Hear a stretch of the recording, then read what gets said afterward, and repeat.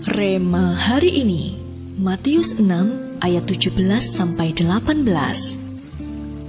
Tetapi apabila engkau berpuasa, minyakilah kepalamu dan cucilah mukamu, supaya jangan dilihat oleh orang bahwa engkau sedang berpuasa, melainkan hanya oleh Bapamu yang ada di tempat tersembunyi.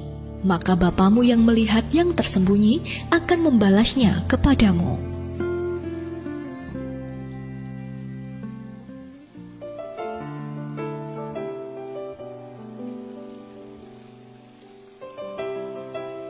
Pandemi selama 1 tahun terakhir ini mengakibatkan beragam dampak negatif.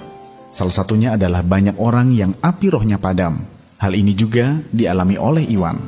Saat gerejanya mengumumkan adanya gerakan doa puasa, KKS-nya Rudy mengajak semua anak selnya untuk ikut dalam kegerakan tersebut.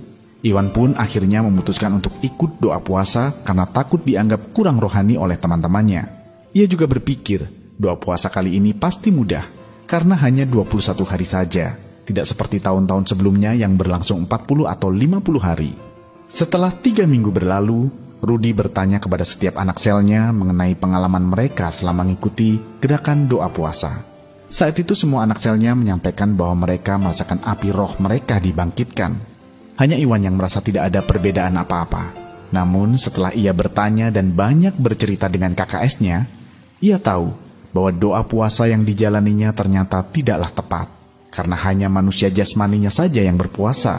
Tidak ada bedanya dengan orang yang melakukan diet. KKS-nya pun menyarankan agar Iwan mengubah motivasinya dan mengisi hari-hari selama doa puasa dengan membaca firman Tuhan dan berdoa. Benar saja, saat ia menjalani doa puasa dengan benar, ia merasakan rohnya sungguh-sungguh dibangkitkan. Ya, pasti akan ada perbedaan yang mendasar antara berdoa puasa dengan hanya tidak makan saja. Saat berdoa puasa, sebenarnya kita sedang menyalipkan kedagingan kita. Kita merendahkan diri di hadapan Bapa dan mengisi hidup dengan makanan-makanan roh. Saat itulah, manusia jasmani kita sedang dilemahkan dan manusia roh kita yang semakin kuat. Ambil komitmen untuk berdoa dan berpuasa dengan benar, maka kita akan membuka pintu menuju dimensi roh dan lawatan Roh Kudus dimanifestasikan secara luar biasa dalam hidup kita.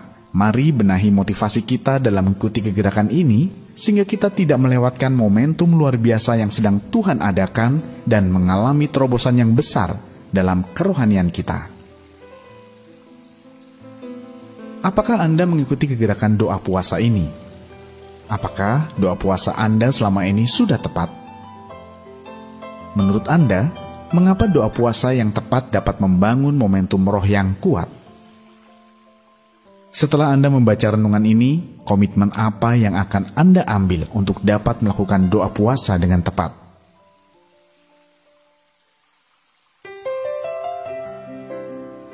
Tuhan, kami tahu bahwa inilah waktunya lawatan yang besar akan segera terjadi. Kami tidak mau ketinggalan dalam momentum ini ya Tuhan. Kami mau melangkah untuk turut serta ambil bagian dalam kegerakan doa puasa ini, sehingga kami pun boleh mengalami dan merasakan lawatan Roh Kudus-Mu dalam hidup kami. Di dalam nama Tuhan Yesus kami berdoa. Amin. Doa puasa yang tepat akan membangun momentum roh yang kuat.